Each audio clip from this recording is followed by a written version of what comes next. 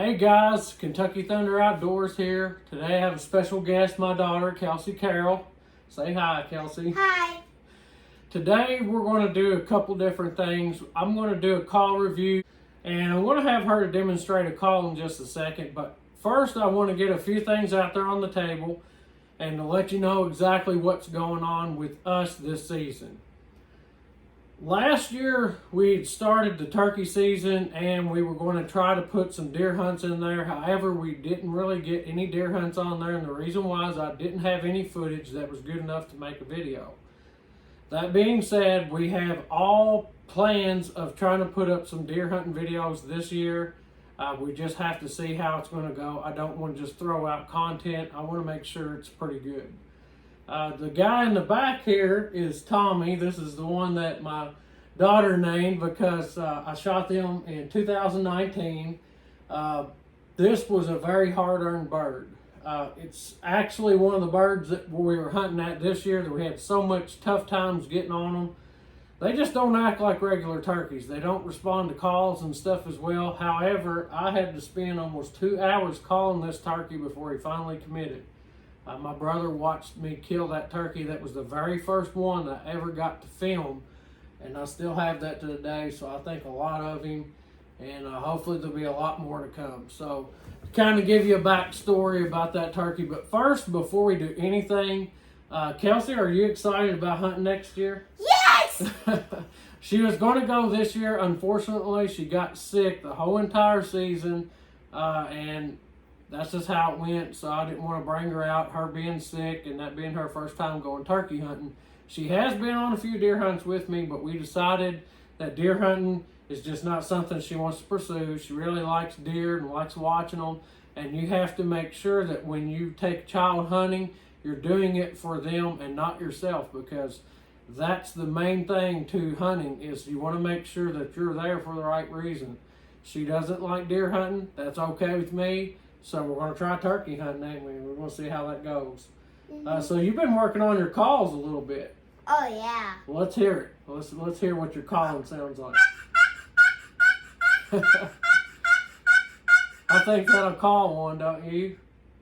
And I think you told me that you had a shout out to a couple of YouTubers that you've been talking about for quite some time. So why don't you tell us a little bit about them and what is it that you're wanting to shout out to? I think the best YouTubers in the world are Gaming with Carolyn. Her channel is about Animal Crossing. Oh, I love that. And you actually teach me something about having lots of room in the bubble so you can carry more things in Animal Crossing. And then we have Dr. Squish. Now, Dr. Squish has a YouTube channel, and there's one video that has Animal Crossing, and she actually teach me about Isabel and stuff, and Isabel is now one of my favorite characters in Animal Crossing. And those two are the ones I wanted to shout out today. And I've been planning to make this video for so long that I really was so excited today. Yeah, she has been looking forward to this, and it's just getting me and her together and having a good day to do it. Just kind of came in between. We got a lot going on with her family right now. I don't want to go into details with that, but I do just want to give everybody a chance to meet my daughter. I was going to get my wife on here when we were going to do a turkey hunt together, and like I said, she got sick during the whole season, so that didn't happen. I don't want you to think that it didn't happen at all, because we were planning it. So what we're going to plan on doing in the future is there's a lot of changes getting ready to happen at Kentucky Thunder. The first change that's going to take place is I've been very open about my calling and stuff like that, as far as I have not been dedicated to any manufacturer. I just use what I like to, and that has a big time changed, and I'm going to explain why in this video that's coming in. I just want to take time to introduce everybody to my daughter, and she's very excited about this next coming season. Hopefully we have a lot better season as far as getting call in birds and get to see them react and I think she doesn't even have a clue what to expect yet. So keep us in mind for next season, and thank you for everybody who's following us. And now for the video. Okay, so today we're going to talk about a few different things. The first thing that I want to get out of the way is to explain what I'm going to do in this video. The first thing that I want to do is try to explain the type of gear that I use, and as a new turkey hunter like she is, what to expect if you had to walk out on the field today. If it was turkey season, what do you got to have to get started and to actually kill a turkey? Now, a lot of people have several different recommendations. If you get on Facebook or any kind of social media platform, you're going to find endless answers. Here's the very first thing you're going to need. Hands down, regardless of what anybody tells you. This is a hunting vest. Now, this is a mossy oak one, and there's tons of vests out there. This is the one that I'm using. It has pads on the inside here. You actually have a pad here, and a pad there. Depending on the type of turkey hunting that you want to do, I bought this seat cushion from Academy this year for 15 bucks. It actually makes a seat. I have turkey chairs that I usually pack. The reason why I modified this vest to where I can use this is because I have camera equipment now. I'm trying to film these turkey hunts. This camera equipment gets extremely heavy. I'm actually using the tripod right now to make this video, or I would turn around and show you. I will find a way to take a picture of this tripod and show you what it looks like.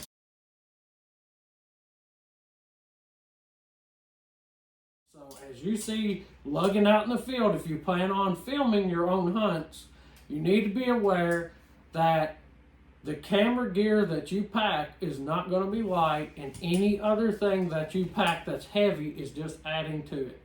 This is my setup. If you want something that's comfortable and lightweight, like I said, I got this whole entire thing for 15 bucks at Academy.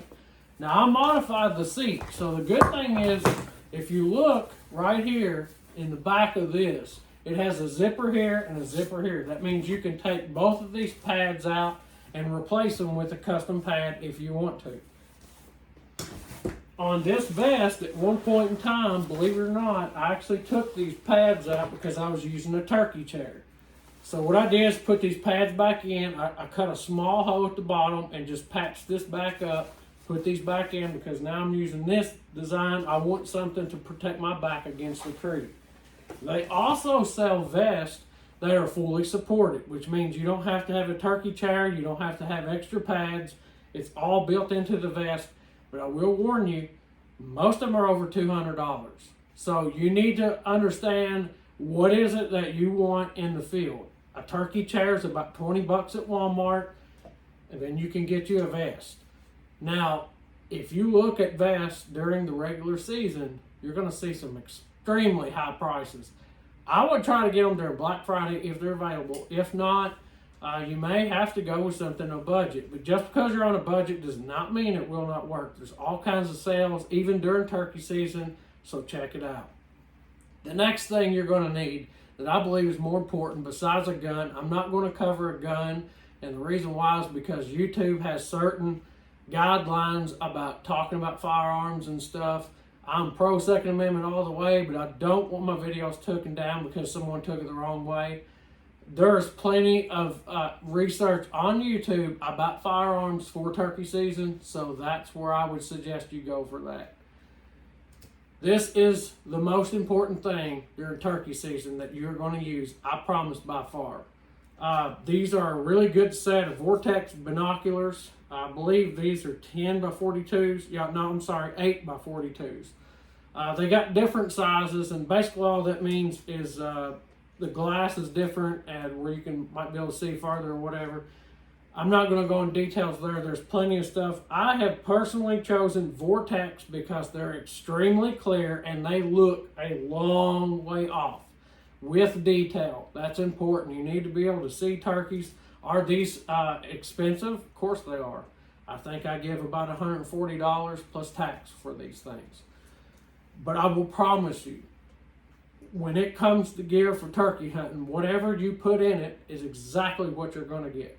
If you get cheap, you're going to get cheap. It may not hold up through the season. If you're on a budget, you'll learn very quickly what works and what doesn't.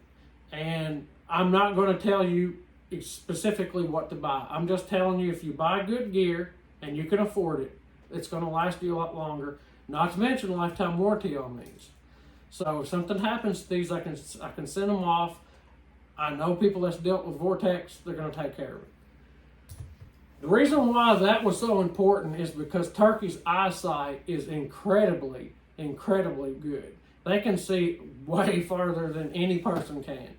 And they see movement probably more than they do anything. With these set of binoculars, it allows you to see them before they see you, if you're lucky enough.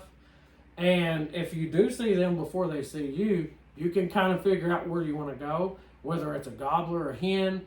And it kind of gives you more of an edge as far as hunting, because you got to remember, when you're hunting, you're looking for stuff and you're trying to strategize how you're going to get there. This will keep you in check as far as it allows you to be able to see what's going on and to understand what's going on in the woods. Okay, so now that that's out of the way, there's one more piece of gear that I just recently added. Now, my brother gave me this a couple years ago, and I really didn't use it much because I didn't know how to use it. What this is actually everything that I carry in my vest as far as calls go.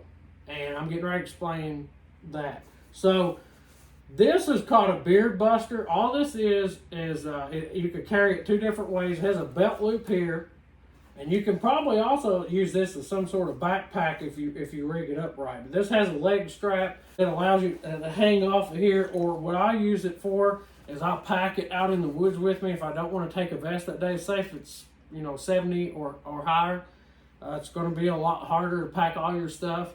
So all my stuff fits in here, and I'm talking locators and everything. Now I'm getting ready to pull out what's in this bag here, because what I have done over the years, I have purchased a lot of calls. I have a whole lot in front of me here. You probably can't see, but I'm going to hold them up one at a time. Here's a dead end crow. Here's a nightingale woodpecker hawk call. I was looking at the owl thinking. This is an owl call. This is a nightingale one. This is a peacock call, which I have used this a few times trying to locate turkeys. And just multiple pot calls. This is a Preston Pittman. This is a Ridge Rocker. I've got nightingale, HS Strut. And that's just part of what I have owned. Lots of box calls. This is like the first one I ever had. This is a Mad Cherry Bomb box call. They don't make these anymore. The one I actually gave Kelsie is a Cherokee. The reason why I got it for is because I had found it at a flea market really, really cheap. And it just had a good sound to it, and I wanted her to have her first box call. I also own a Matt Van Sice box call, which I really like. It's got a really good sound to it. But when it comes down to nitty gritty on calls, I have absolutely had my share of calls over the years, because I have purchased probably hundreds, to be real honest. The whole time I started hunting, I have tried about everything from primos to name brands you've never heard of. So this is what made a believer of me. I purchased a Woodhaven call, and you noticed I have a Woodhaven shirt and hat, and I'm getting ready to explain why. Last year, I purchased a Woodhaven Classic Cherry call. They're about $100, and they're not cheap. And you could probably buy 5 of these calls down here, compared to that one. What made me a believer of that call is I used it the whole entire season, and I even used it this year. I used it part of last year and all of this year. And what had happened was, I had ran into a hen, the same hen, multiple times on a hunt. And for whatever reason, she just kept hanging around the area, and I had spooked her on more than one occasion because I didn't know she was there. I actually took this call and tried to mimic what she was doing, because she started putting. So I was trying to mimic like I was clucking back, like another turkey had seen her. She actually calmed down and walked off and never left the area. And to me, that's never happened, because usually when they bust you, they clear out. On a separate morning, I went to this area where I knew I'd heard a gobble the night before, but I didn't know why, and it's actually on one of my videos. And you will hear hens on that video, you'll hear gobblers. And they were just out of sight, and I thought they had left. So as I crested over the hill, they started going everywhere. And they were just down below the hill, probably about 40, 50 yards. And I was watching them to see if I seen a gobbler. I was pretty sure I did, and he shot down into the woods. And I picked the call up and started calling. Not aggressively, just clucks and very small yelps, and I just backed out. There was a ground blind about another 50 yards up the hill, so that I just got in it and sat down, got quiet. To my surprise, an hour later, these turkeys walked right behind me and started vocalizing. And I was sitting there thinking, well, this has to be a different set of turkeys. And as I got to thinking about it, this gobbler gobbles. He has a very unique gobble. And I'm pretty sure he's a pretty old bird. And it was the same one.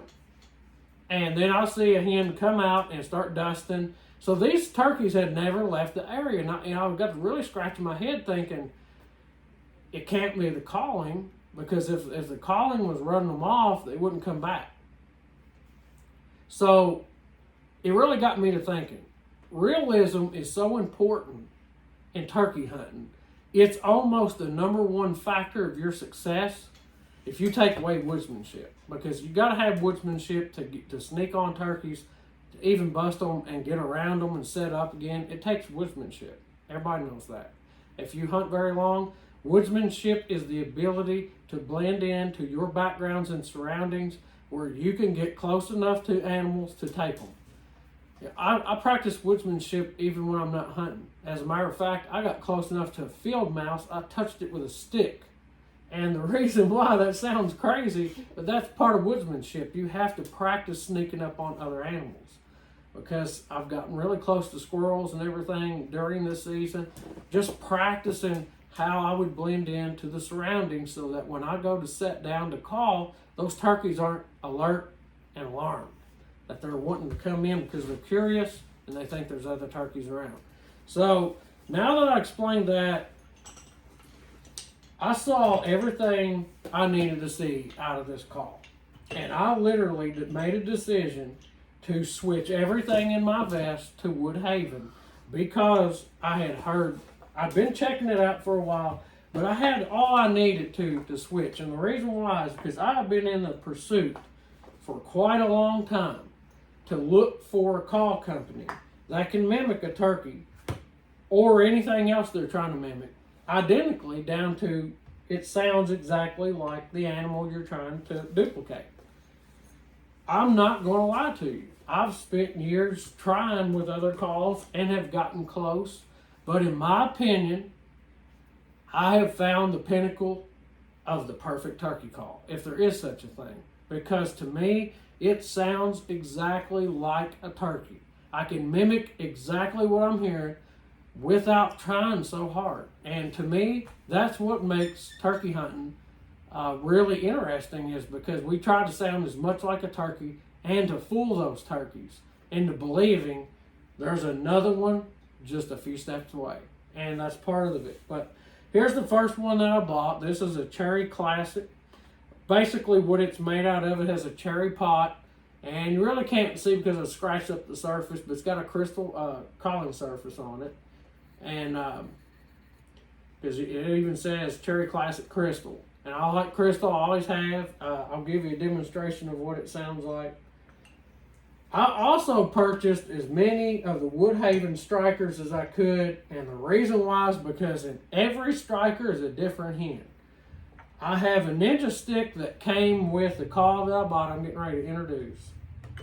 This is made of yellow heartwood, and the top part is made out of walnut. It has a real mellow sound.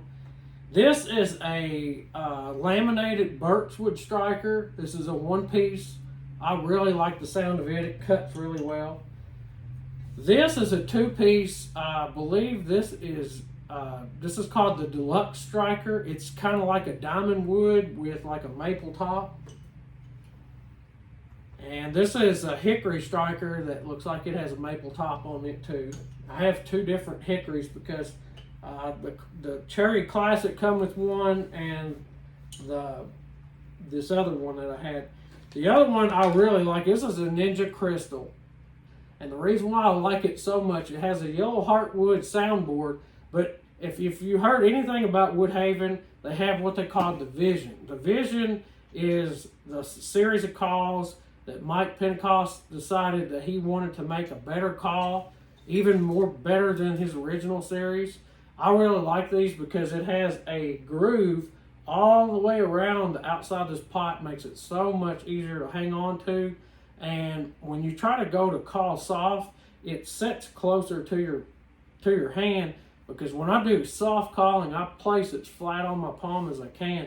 And I'll show you a trick. If you really want to make it muffled down, it comes with a top that covers the outside of the crystal so it doesn't get damaged.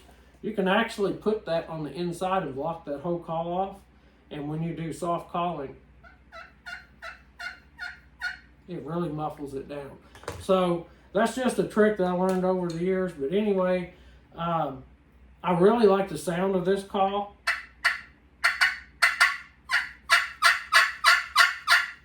And it also came with, this is a Ninja stick. I really like it because it has yellow heartwood, and it just has a mellow sound, I think.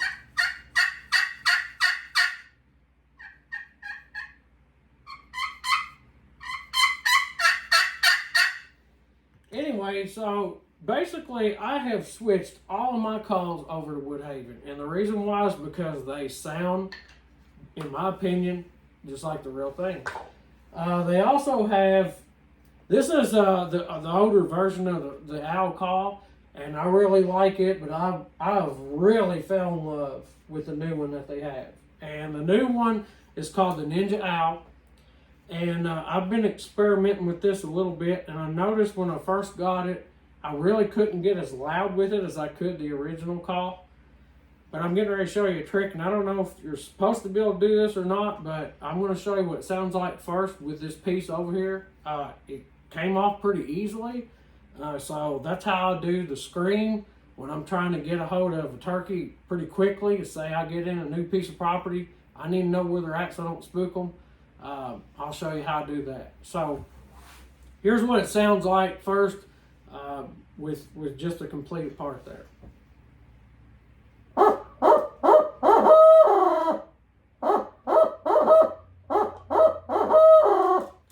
I love the sound of this call. It sounds super real. All I did was took this off. You can tell there's some kind of glue here, but I don't know if it's supposed to come off or not, but I'm just really careful with it. And in order to get the scream, it takes a little bit of practice to get it to sound right. What I'm basically doing is I'm making a high-pitched noise so that when the turkeys hear it, they gobble immediately.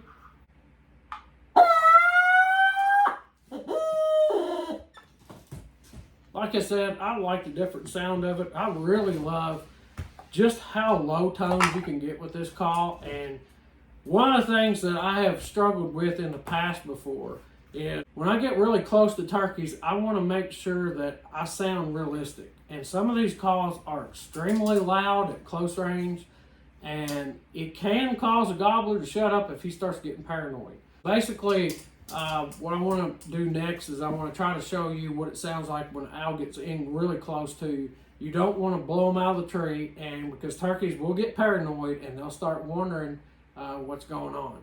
So if I have one, say for example, I'm just getting closer to a gobbler, I may want him to sound off one more time. This is what I'm going to do. Now that doesn't sound very loud, but that was intentional, because if you ever hear an owl get close, that's what they do. They usually make a real short one. However, if you're further away, there's a lot more things that you can do. Some people like to do the scream firsthand. I don't. I just kind of like to do what I call the regular "Who Cooks for You." Because that right right there will usually get one to sound off pretty quick. So the reason why she's laughing is because she probably heard "Who cooks for you?" And owls don't really say that, but the reason why that was started a long time ago, it was just something in our language that tries to help people associate a call with how it should sound. So who cooks for you? Who cooks for you all? Who cooks for you? Which was the notes. Who cooks for you all? Now basically all that is, that last part, it's just something that the owls do. I'm not sure why they do it, but it kind of gives a turkey a different sound. I think it's the high-pitched noises that kind of get in their ear and it allows them to gobble, because owls and turkeys don't get along too well. So this right here is just electronic turkey call. You don't use this in the woods. I just found this as an example. So it's going to make a noise. So whenever I'm ready for that turkey to gobble over there, which I'm going to have Kelsie to hit this button after I get done with this, so you can kind of understand what this is supposed to sound like in the woods. So you're walking around, you're in an open area, you want to know if there's a turkey there or not. The first thing you want to do is pull out an owl call. This is early morning. Now you can use an owl call any time during the day. I've used them 1 o'clock in the evening, I've used them 5 o'clock in the evening, I've used them at 10 o'clock in the morning, because owls go off all the time. And this area that we were hunting this year, I mean, they were constantly around. So, okay, so when I get ready, I'm going to do this call, and I want you to respond to it as if you're a turkey.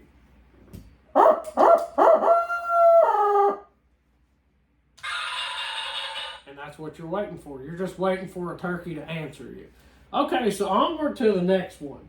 I think I've pretty much showed that one pretty well. So this is the Woodhaven Real Crow, and I love this call because where I hunt at, a crow call is almost more important than an owl call. And the reason why is, for some reason, there's certain times of the day where these gobblers will just hush up and they will not answer hardly nothing. But for some reason, crows really get under their skin and they seem to gobble easier with crow call. So we're going to do the exact same thing. I'm going to make a crow call and Kelsey's going to try to gobble at it. So all this is for a new beginner who's trying to learn basically what you would go through, the sequence, if you're trying to get one to gobble. And it's the same as an owl. You're just trying to get them to sound off. So I would start out something like this. They may not answer you right away, but you may have to get really aggressive.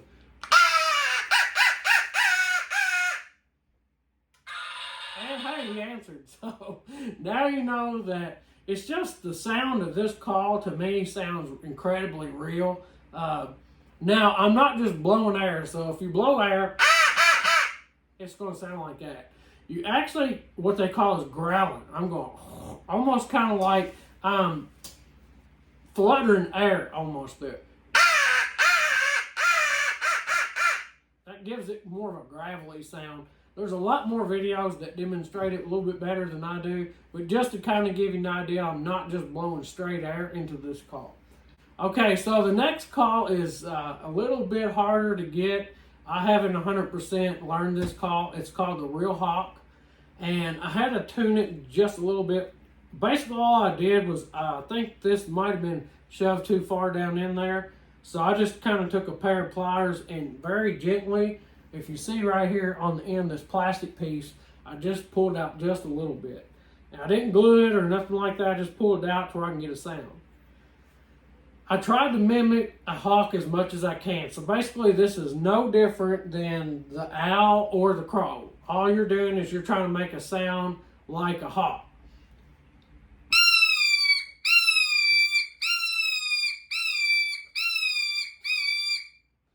Now, like I said, I haven't 100% got it down pat, but basically what you're trying to do is you're trying to agitate those turkeys where they sound off.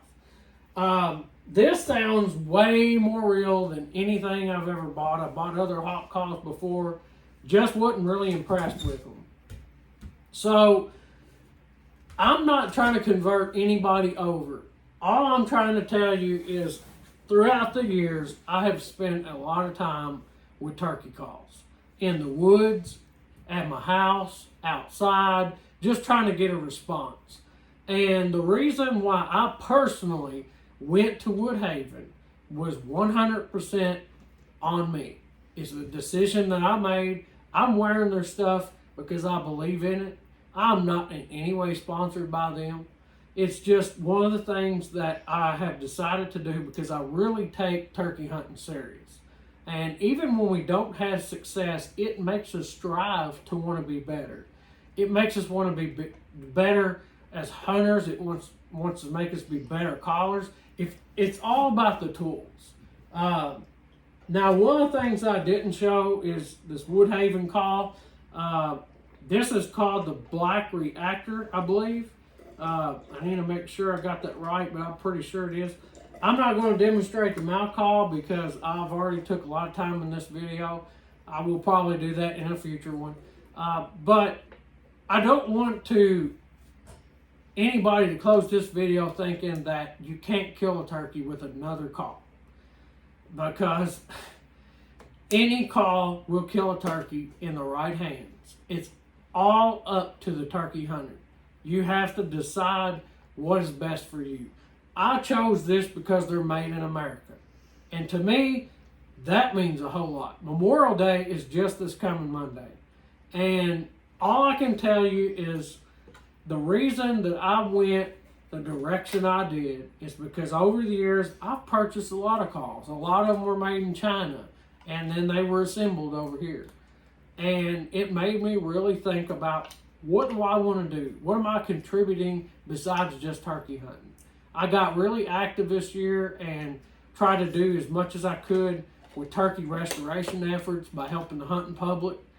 Those guys also love to use Woodhaven calls. It's what got me interested in them, is watching their videos, listening to those calls, going, man, those really sound good, and I would like to try them out for myself, so I did. And this wasn't just something that was all of a sudden or something I thought about, oh, well, maybe if I do this, I'll get that. That's not what Kentucky Thunder Outdoors is about. As a matter of fact, we're not about that at all. We're about what we like to do as hunters. We want to share what we have, and we don't want to have to feel bad about getting out there and pushing a product we don't believe in. Because honestly, I've never done that before. I have pushed products before, but I believed in them because I used them and I liked them. And this is no different. You know, Woodhaven, to me, it's going to help me kill turkeys. And I'm a serious turkey hunter, and I've seen the success that other people had and just the sound and quality of these calls. Man, I'm going to show you some close-ups of these calls because there is something that very few people can get right. And in my opinion, is to get something to look good and to sound real. You can always find a person to build that beautiful call, but it don't sound right. Very few people can actually build a custom call that looks and sounds better than it looks, even though it looks flawless. So I want to kind of show you what basically these are going to look like. This is a Ninja Crystal, and like I said, it has yellow heartwood here. It has a Vision pot, which is made out of walnut, and you can see the contour here, which is really easy to grab a hold of. And the back of it, it just says, you know, the Vision Woodhaven. And but you can tell that the grain, I mean, this is high quality wood that they're using. This is the crow call. Of course, all these come with a lanyard. And this is laminated birch, I believe. But it just has I didn't have to do anything to the crow call. It sounds great. And the hawk call, it also comes with a lanyard. It's made out of the same material. And this is the Ninja Owl. Now, I'm not going to show the other one because they don't make it anymore. But this is a Ninja Owl, and it is a really, really nice call. It's a lot bigger than the other ones, but I believe it's for a reason. And of course, the Cherry Classic. And you find these everywhere. Usually if you punch in Woodhaven, you're going to find that first. They also come with a cover. This cover on the inside has their number and stuff, so you can get a hold of them if you have to. They're really quality calls. They sound excellent. And I have a feeling I'm not done buying yet. Eventually, I'd like to get a box call from them. But anyway, I just want to try to explain why I switched over my vest. To me, sounding real is more important than anything you can do out there, because I have took calls out that were questionable. And what I mean by questionable, maybe it's something I did, but they didn't sound like these other calls, and I really didn't have responses out of them like I thought I should have.